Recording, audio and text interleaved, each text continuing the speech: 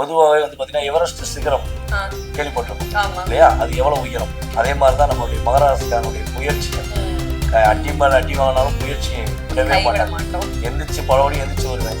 நான் தோற்றுட்டு நேர்த்தாயா வீடு நேர்த்தாயா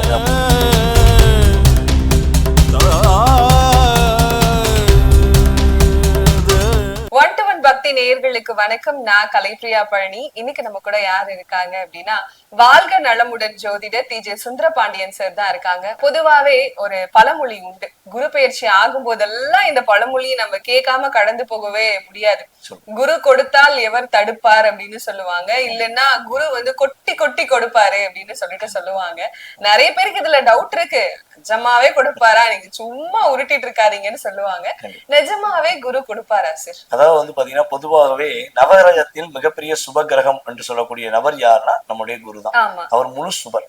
சில கிரகங்கள் சுபர்னு வாங்குவாங்க, ஆனா அவங்களே வந்து பாத்தீங்கன்னா சில இடங்கள்ல பாவியாவும் வருவாங்க, பாவரா முழு பாதி சுபர் பாதி பாவர்பாங்க. ஆனா நம்மளுடைய குரு பகவான் மட்டும் முழு சுபர் அப்படின்னு சொல்றோம். சோ அப்படிப்பட்ட சுப கிரகமான குரு பகவான் தற்போது எந்த ராசிக்குள்ள போக போறான்னா கடகராசிக்குள்ள. அவருக்கு ரொம்ப ரொம்ப பிடிச்ச ராசியே கடகராசி தான். அதனாலதான் குரு அந்த இடத்துல போய் உச்சம் அடைகிறார். இப்ப நீங்களா இருக்கட்டும் நானா இருக்கட்டும், நம்ம ஒரு சொந்தக்காரங்க வீட்டுக்கு போறோம்னா நிறைய சொந்தக்காரங்க இருப்பாங்க. ஆனா ஒரு சில சொந்தக்காரங்க வீட்டுக்குள்ள போனோம்னா நமக்கு மனசு ரொம்ப திருப்தியா இருக்கும். அந்த வீட்டுக்குள்ள போட்டா என்ன பண்ணுவோம், போயிட்டு வரவே மனசு இருக்காது, பிரிச்சு பார்க்க தோணாது, வர்றதுக்கு மனசு இருக்காது. இன்னும் கொஞ்சம் நேரம் இருக்கலாமோ, இன்னும் ஒரு 2-3 நாள் எக்ஸ்ட்ரா இருந்துட்டு போலாமோ நம்ம நினைப்போம். பாத்தீங்களா?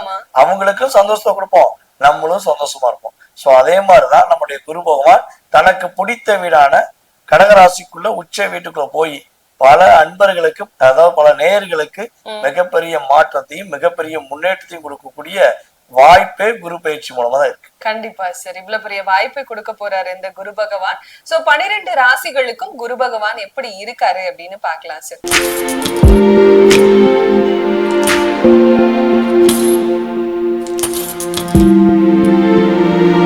அடுத்ததான் மகர ராசிக்காரர்கள் 7.5 சனியோட பிடியிலிருந்து இப்பதான் மீண்டு வந்திருக்காங்க. சோ இந்த குரு பயிற்சி இவங்களுக்கு எப்படி இருக்கும் சார்? அதாவது மகர ராசி என்பவர்களுக்கு வந்து பாத்தீங்கன்னா ராசிக்கு 7ஆம் இடத்துல 12 வருஷத்துக்கு ஒரு முறைதான் குரு பகவான் வருவார். சோ அது இந்த வட்டம் வர்றார். அப்ப கிட்டத்தட்ட வந்து பாத்தீங்கன்னா இவங்க பட்ட கஷ்டம், துன்பம், துயரம், கவலை, வருத்தம், நம்பிக்கை துரோகங்கள், இவங்களுக்கு மத்தவங்க செஞ்ச நம்பிக்கை துரோகங்கள், உறவுகளால் ஏமாற்றப்பட்டதெல்லாம் சொல்றாங்க, சொல்லிக்கிட்டே போலாம். ஏன்னா 7.5 வருஷத்துல எல்லா விதமான துரோகத்தையும் சந்திச்சிட்டாங்க. இவன் அவன் இல்ல, எல்லா பேரும் இவங்கள ஏமாற்றி அந்த அளவுக்கு கஷ்டம் செஞ்சுட்டாங்க. சோ ஆனா இருந்தாலும் ஒரு என்ன சொல்றேன்னா, ஒரு சிற்பத்தை செதுக்கிறதுக்கு முன்னாடி ஒரு பாறையை வந்து அடிமேல அடிச்சுதான் அந்த சிற்பத்தை செதுக்குவாங்க. சோ அப்படிப்பட்ட சிற்பமா தான் நம்முடைய மகராசிக்காக இப்ப சிறப்பா இருக்க போகிய ஒரு அற்புதமான காலம். இவங்களுடைய செயல்பாடுகள், இவங்களுடைய அற்புதமான விஷயங்கள் இனிமேதான் இவங்களையும் உணரப்படாது. இவ்வளவு போராட்டத்தை கடந்து இவங்க கூட இருந்த எதிரிகள், துரோகிகள் எல்லாமே இவங்களை விட்டு போயிட்டாங்க. சோ இவங்க கூட இனிமே இருக்க போறது எல்லாமே உண்மையானவர்கள், நேர்மையானவர்கள், பாசத்தை மட்டும் காட்டக்கூடிய நபர்களாக இருக்கக்கூடிய பாக்கியமே நம்மளுடைய மகராசிக்காரங்களுக்கு இனிமேதான் வரும். கண்டிப்பா சார். ஏற்கனவே திருமணம் பண்ணி இருந்தாலும் அந்த திருமணத்துல ஒரு உடன்பாடு இல்ல, பிரிஞ்சுதான் இருக்கும் அப்படின்னு சொல்லும் போது 2வது திருமணத்திற்கும் இங்க வாய்ப்புகள் இருக்கா சார்? உறுதியாக. அதாவது என்னைய பொறுத்தவரை மகராசிக்காரங்க 7.5 வருஷமா நான் கணவன் மனைவி உண்மையிலேயே ஒற்றுமையா இருந்தோம், நாங்க ரொம்ப சந்தோஷமா இருக்கோம்னு அவங்க சொல்றாங்கன்னா அவங்களுடைய 7ஆம் இடம், அவங்களுடைய லக்கணத்துக்கு 7ஆம் இடம் வலுவாக இருந்தா மட்டுமே கணவன் மனைவி ஒரே வீட்டுல, ஒரே ஊர்ல, ஒரே தெருவுல இருக்கக்கூடிய பாக்கியம்.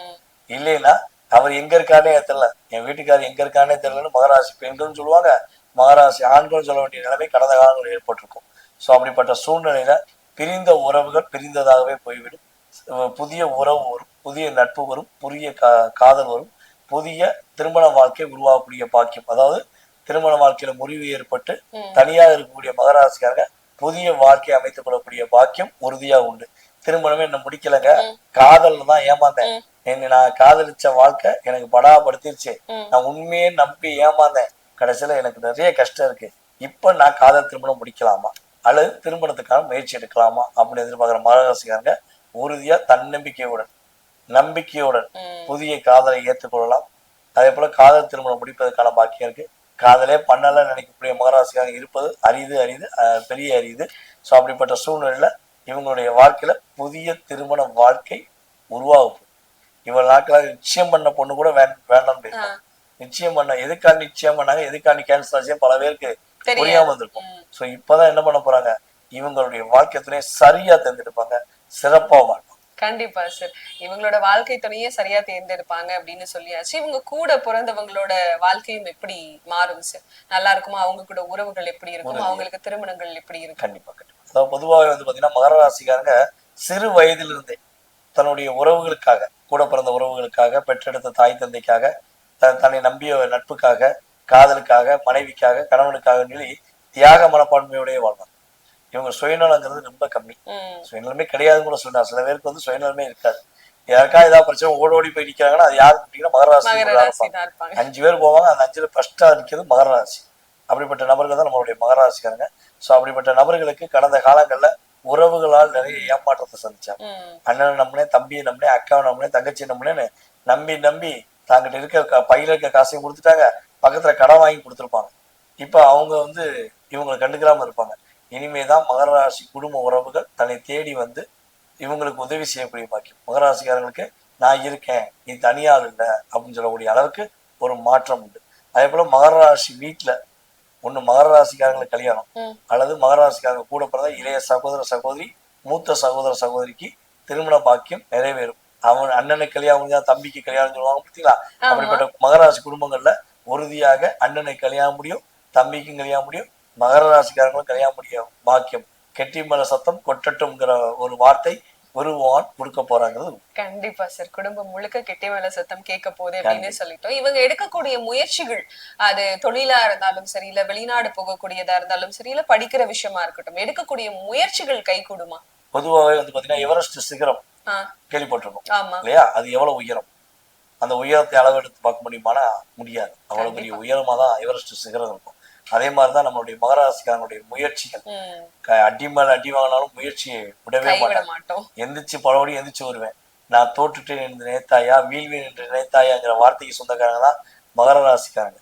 சோ அப்படிப்பட்ட மகர ராசிக்காரங்க இனிமேல் தான் இவங்களுடைய முயற்சியை சரியா எடுப்பாங்க, சாதனை புரிவாங்க. இவங்க எந்த இடத்துல தோற்கடிக்கப்பட்டாங்களோ, எந்த இடத்தில் அவமானப்பட்டார்களோ, யாருனால் ஏமாற்றப்பட்டார்களோ அவர்களுக்கு முன்னாடி வாழ்ந்து காட்டி இவர்கள் பின்னாடி அவர்கள் வரக்கூடிய நிலைமை உறுதியாக மகர ராசி என்பவர்களுக்கு குரு பகவான் அற்புதத்தை கொடுக்க போறோம். கண்டிப்பா சார். மகர ராசிக்காரர்களுக்கு நம்ம இவ்வளவு பாசிட்டிவான விஷயங்கள் சொல்லியிருக்கோம். இருந்தாலும் இந்த காலகட்டத்தை இன்னும் சிறப்பா வச்சுக்கணும் அப்படின்னு சொன்னா எந்த கடவுள் வழிபாடு கை கொடுக்கும்? நம்முடைய மகர ராசி என்பவர்களுக்கு காவல் தெய்வமான கருப்பசாமி உறுதுணையா இருப்பார். கவலைப்படாம அவங்க கஷ்டத்தை எல்லாம் மறந்துட்டு இஷ்டப்பட்ட வாழ்க்கையை இன்பமா வாழக்கூடிய யோகம் குரு பகவானுடைய அருளாலும் கருப்பசாமியின் துணையாலும் சிறப்பா இருக்க போறோம். ஒவ்வொரு ராசிகளுக்கும் இந்த குரு பயிற்சி யோகத்தை கொடுக்க போது கவலையே படாதீங்க, நிம்மதியா இருங்க அப்படின்னு சொல்லிட்டு ரொம்ப தெளிவா சொல்லியிருக்கீங்க. நன்றி சார். நன்றி.